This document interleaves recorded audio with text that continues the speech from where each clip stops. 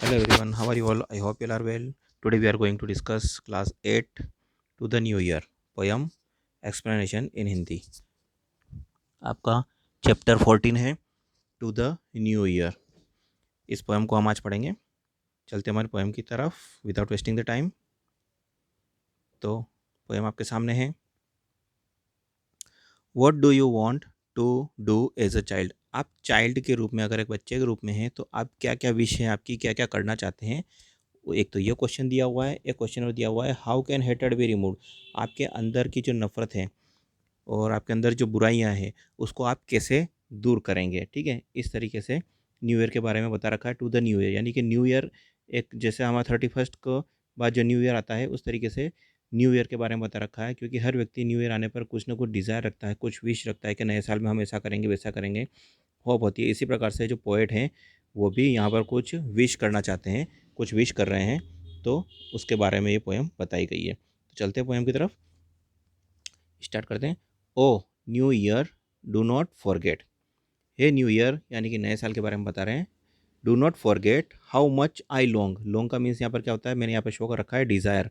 ठीक है, या फिर कहे तो to want something very much, किसी भी चीज़ को पाने के लिए बहुत ज़्यादा उत्सुक रहना. ठीक है, तो उसके लिए यहाँ पर लॉन्ग यूज़ किया गया है.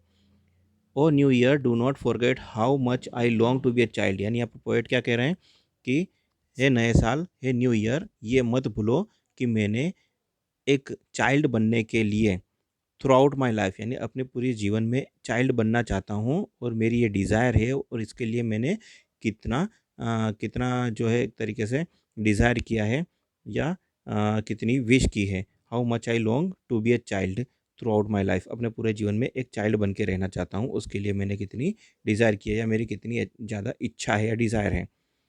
To be child like always यानी अभी जैसे मैं चाइल्ड बन जाना चाहता हूँ, जैसा एक छोटा बच्चा होता है वो, और वही हमेशा बना रहना चाहता हूँ. To be the infant friend of the rose birds of goodness and gather the honey of thing. इन लाइन्स में पोएट क्या बताना चाहता है.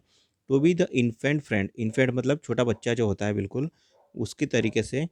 And of rose birds, rose birds मतलब गुलाब की जो कलियाँ होती है उन कलियों के बारे में बताया गया है. To be the infant friend of rose birds of goodness.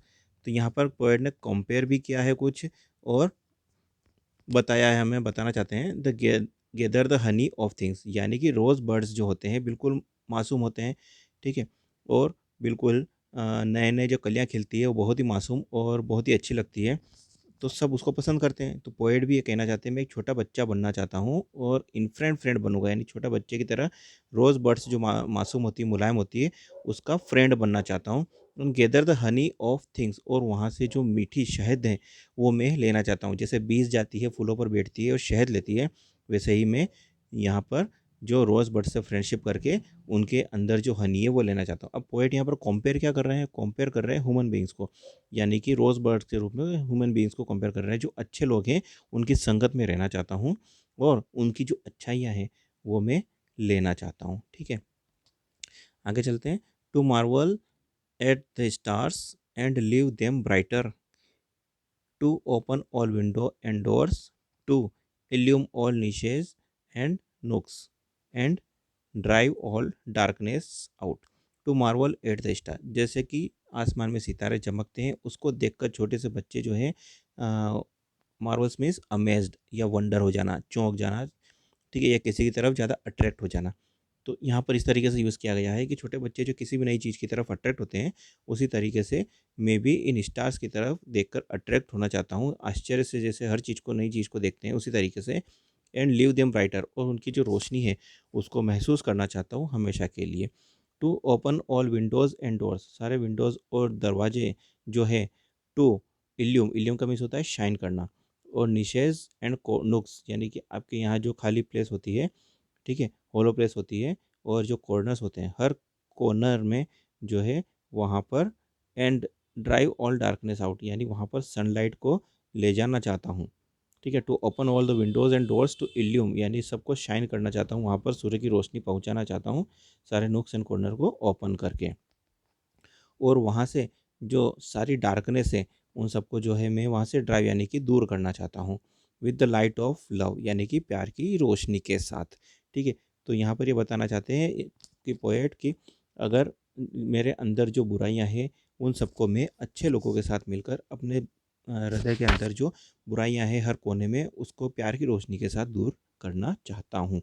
ठीक है, to be sacred sentinel at the golden threshold of the temple of life. Sentinel का मीन्स होता है कि गार्ड। ठीक है, तो एक पवित्र गार्ड बनना चाहता हूँ मैं कहाँ पर, गोल्डन थ्रेशोल्ड यानी कि या इसका मीन्स होता है एंट्री, यानी दरवाज़ा जो होता है उसकी entry of the temple of the life. और वो क्या है, एक टेम्पल के रूप में कंपेयर कर रहे हैं लाइफ को। ठीक है, तो यहाँ पर ये बताना है कि मेरी जो लाइफ है या जो हमारी लाइफ है और उसका जो हार्ट है उसके गोल्डन थ्रेशोल्ड यानी उसके पवित्र दरवाजे पर मैं एक पवित्र गार्ड की तरह रहना चाहता हूँ और अपने अंदर की सारी बुराइयाँ जो है वो मैं निकाल देना चाहता हूँ। इस तरीके से पोएट इसमें ये बताना चाहते हैं कि हमें जो है हमेशा अपने आप को ऑनेस्ट रखना चाहिए और हमेशा अच्छे लोगों की संगत में रहना चाहिए, उनसे अच्छी बातें सीखना चाहिए। ये यहाँ पर हमें मोरल देना चाहते हैं। आई होप आपको पॉइंट समझ में आई होगी। अगर कोई कन्फ्यूज़न है आप कमेंट बॉक्स में कमेंट कर सकते हैं। Thanks for watching, see you in next video.